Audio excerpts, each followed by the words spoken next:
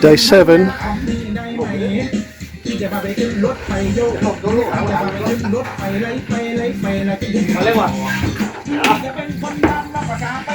And it's rained overnight again, so unfortunately this structure's got soaking wet. But these boards are not being affected by the wet structurally. So once the roof's on, it will dry out within a few days.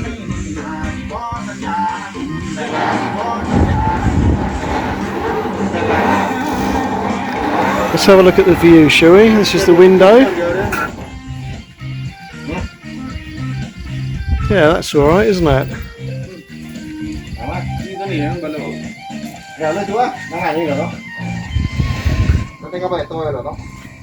So we've got the platform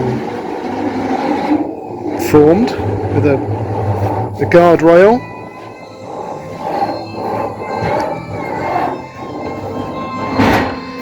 Right, my job today is to start to sort out the electrics because I've now got the consumer unit that I need. One of the things I like about Thailand, and in particular these guys who are doing the building, is that they just get over obstacles. They just have a think about it and get over obstacles, and if something goes wrong for them, they just sort it out. So the trestle that they're standing on, the scaffolding up there, it's a bit delicate, and he put some weight on one of these cross beams and it snapped. So he's just brought it all down and he's just basically welding them all up again now to make them strong.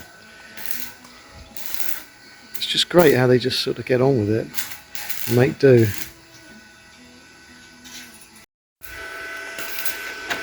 So I've got the consumer unit that I want, which is an RCBO with 4 ways.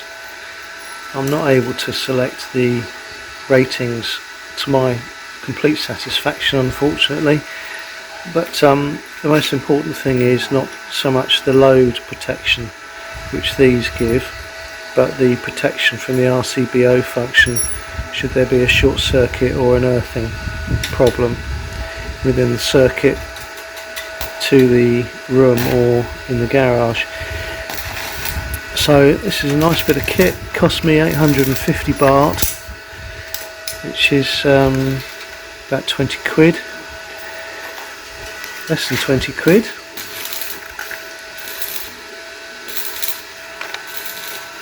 It's actually got some instructions, got some nice labels.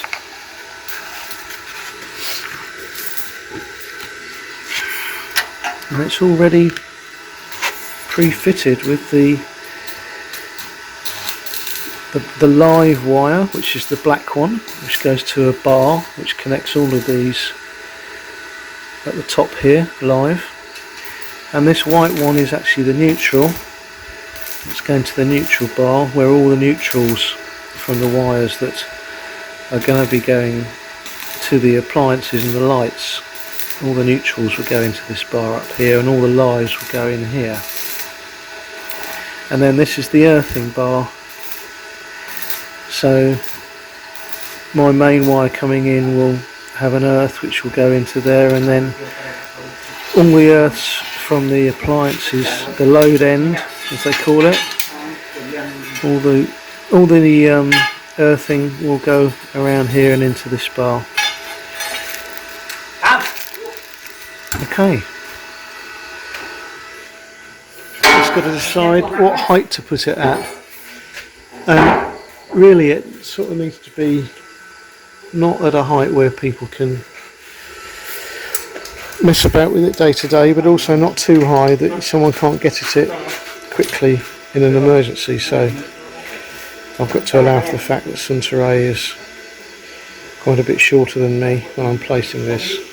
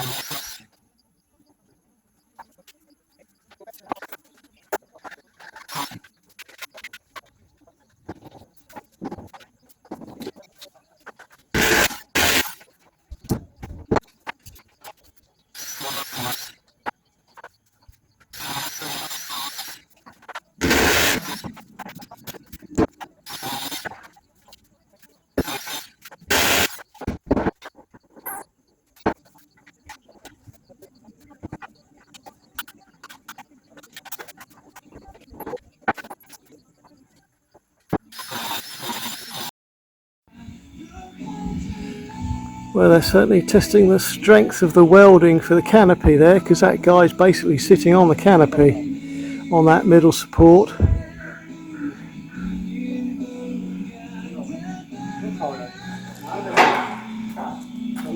I've almost finished the front.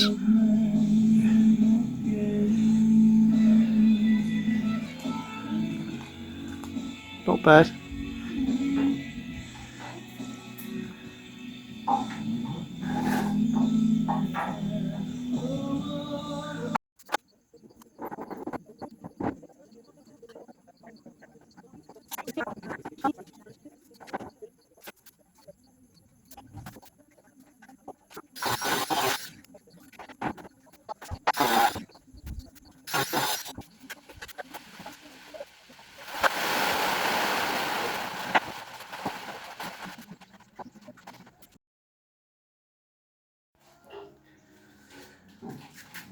I love these sockets because they're so much easier than the British ones, where you're going to have different length wires.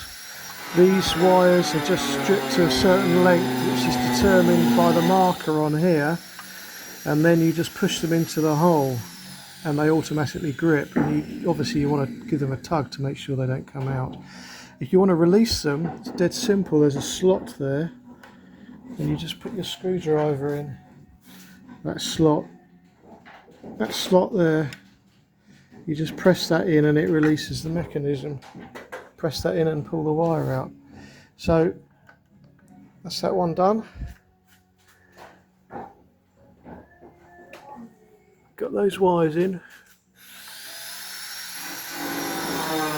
So that's one socket done, and I want to do the light circuit as well today in the garage, but I need the lighting wire, which is actually part of the farm extension lead, and once the electrician's finished fitting the various bits that he's going to fit for me over there, seeing as he's here, I can have that wire and I can butcher it and take some of the length for the lighting circuit.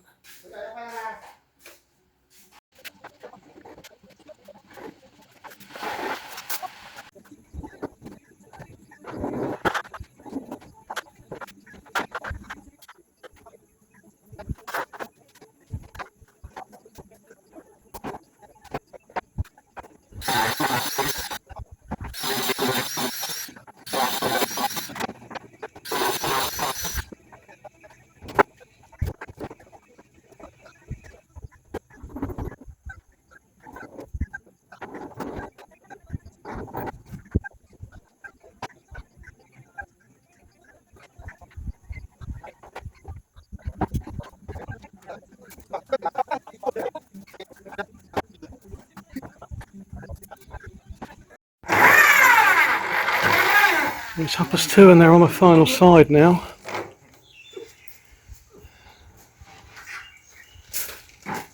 So that's good.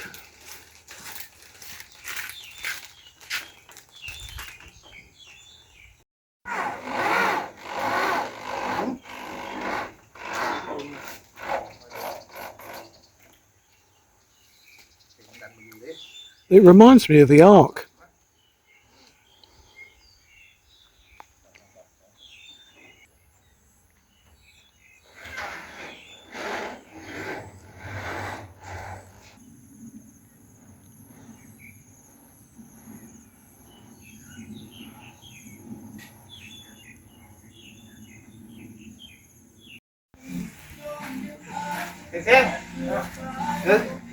So what they've just done is they've taken all the spare steel up onto the roof and basically created themselves a little platform so they can sit on it, because they've now got to weld on.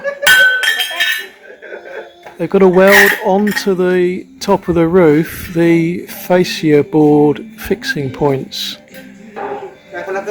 So you see that little bit of metal he's got in his hand there. That's got to be welded. Oh, there you go. You can just see one maybe. It's a bit in profile because of this guy.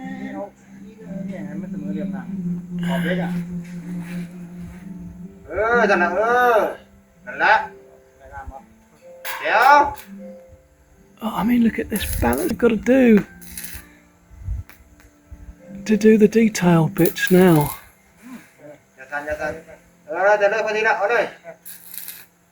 Once that's welded on, you see they'll be able to actually screw a shearer board onto the front,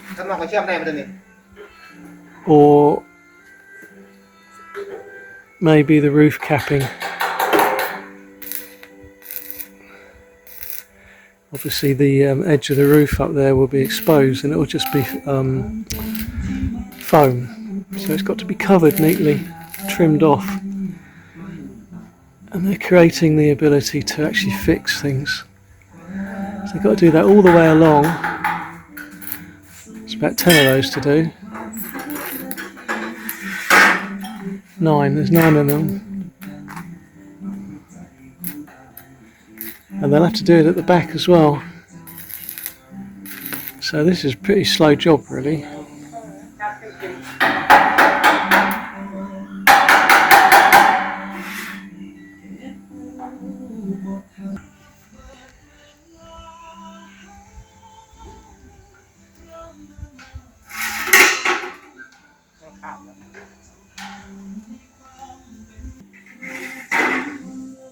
That might be a better angle. It's not so much in profile now. I'm trying to avoid standing directly at the sun.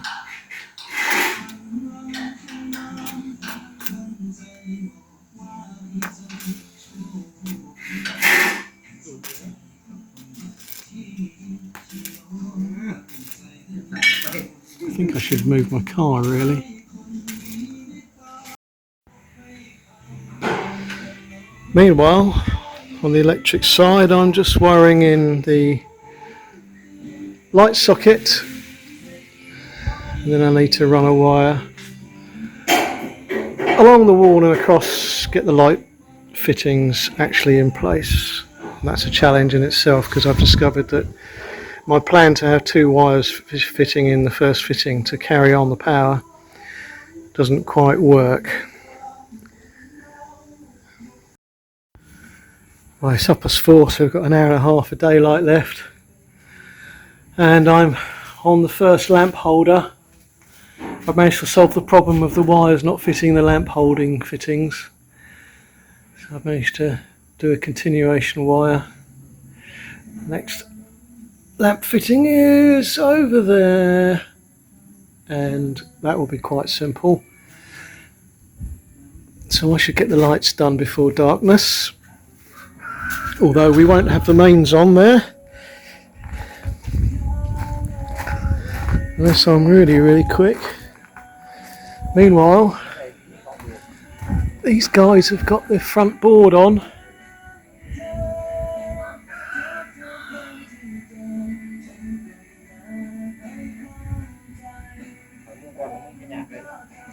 So that's looking good.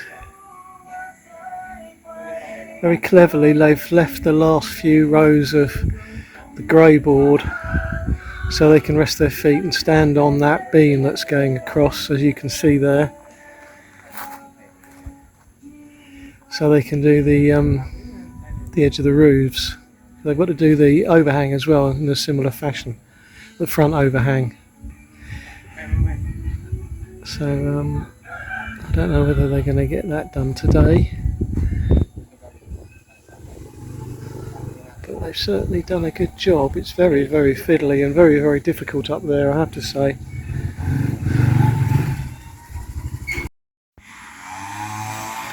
Right, this little beauty here is actually wired in now. So I am going to not plug the pump in, just in case we have some sort of explosion or short circuit that then buggers the pump up. I'm now going to go and turn the consumer unit on in the garage and see if I've done well. So I've got that socket to test and the lights to test. So pop that on. We've got that's the light circuit. Turn that on. Well, that's looking good to start with, because I wasn't sure which way round to actually wire this switch. Let's just see if the lights come on. Yes. Now we have lights in our garage should we need them. Excellent. So now we've just got to test the socket. Let's test it with this drill, shall we? Seeing as it's handy.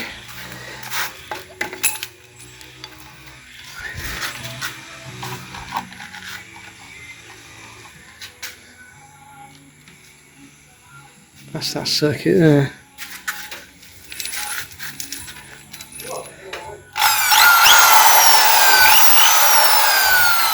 Looks like we've got power as well. Let's test it. That switch is off. That's good. Press the blue button in and then it can be reset.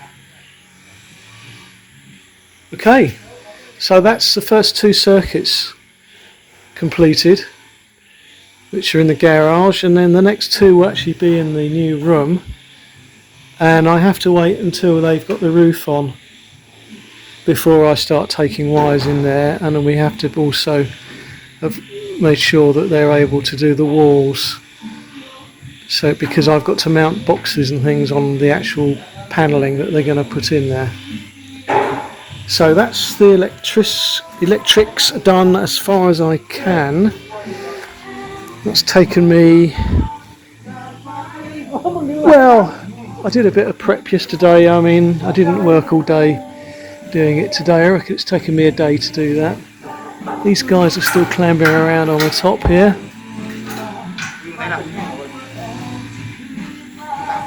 They're using my bicycle straps to strap things in position so they don't move while they're using them as seats or standing places.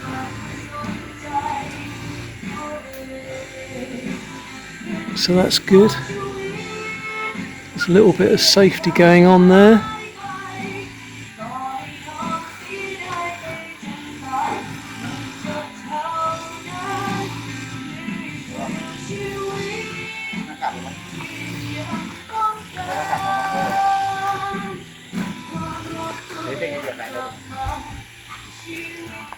Oh, I see. They're strapping the board so they don't drop it, because they've got to fix it. So they put it in place, and then they're going to strap it tight, and then they can drill it. Very clever. These guys certainly earn their money, don't they? Suntro reckons this job, including doing the garage walls, building them up so that the gap closes, she reckons it's a 12-day job. They reckoned it was slightly less than that, but she said, well, I'll pay you for 12 days. So they're on a fixed rate, which means if it rains and they can't continue, we're not really affected in terms of money, only in terms of time. They're getting 700 baht a day, which is a fair amount for labourers. Now they're a little bit more than labourers because they're actually designing it, and they've got a lot of skill, in my opinion. They're well worth the money because they've had to work things out. And look what they're doing here. I think the minimum wage is still around 300 baht, and construction workers, Thai construction workers, would normally earn that if they're just basically following orders.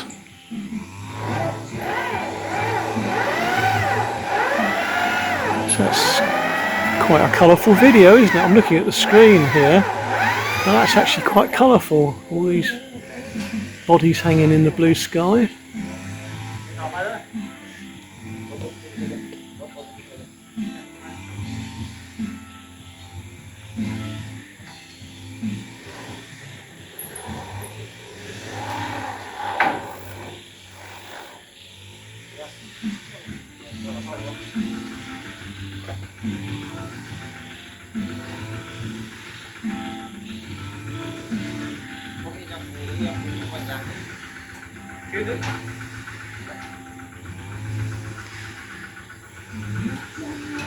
Yes, I'll go through all the costings at the end.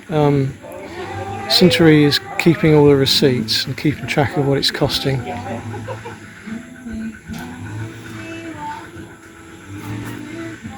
As usual, she hoped for a certain amount and it's going to go over that, but that's mainly to do with the materials, not the labour. The labour was something she's quite firm about. It's 12 days.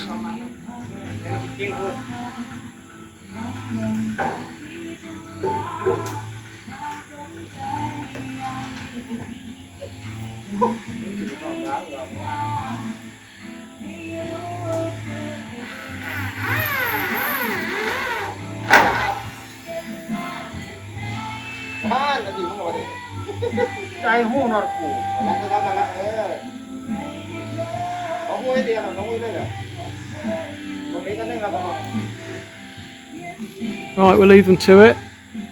So I'm getting a stiff neck at this angle of filming.